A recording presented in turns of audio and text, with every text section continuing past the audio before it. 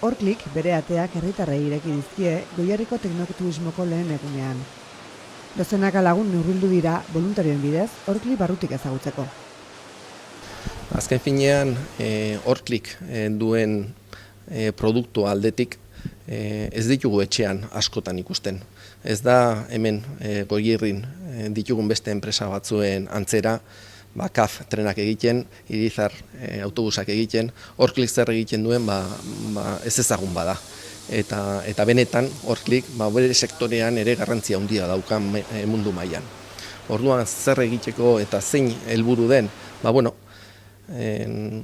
Goierriko jende horrek Orklik ezagutu dezan ze produktu egiten dugun, nola egiten dugun, ze teknologia erabiltzen dugun, eta mundu mailan lidergotza duen enpresa batek ze teknologi eta ze inbertsio egiten ari den egunero gauzako beto egiteko.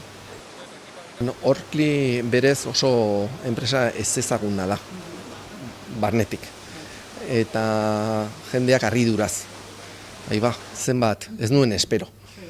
Orklik, izena eta gertukoa da, Goierrin ere badauka bere ardura, baino barnean zer egiten dugunez. Eta bate baino gehiago esan dit, ez nuen espero. Azken finean guk teknologiari oso lotua gaude, baina teknologia atzetik zientzia bat dago, eta zientzia base hartuta teknologia aplikatzen dugu, bai gure produktuetan, bai gure lineatan, eta definituta ditugun erronka horiek lortu ahal izateko.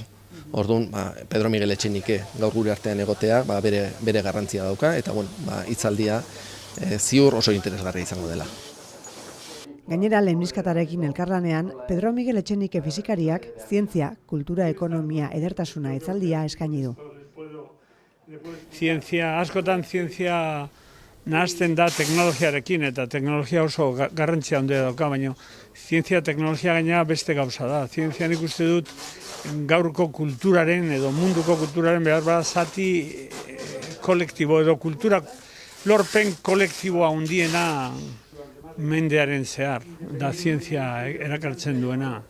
Zientzia kultura dela eta handi batean gaurko ekonomia zientzian oinarrituta dago. Esate baterako 130 edo mekanika kuantika deitzen den hori gauza abstrakta honekin lotuta dago, transistor, lase eta...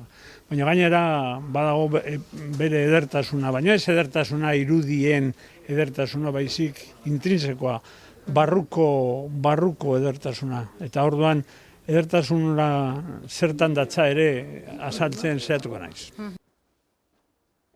Ordiziako herriaren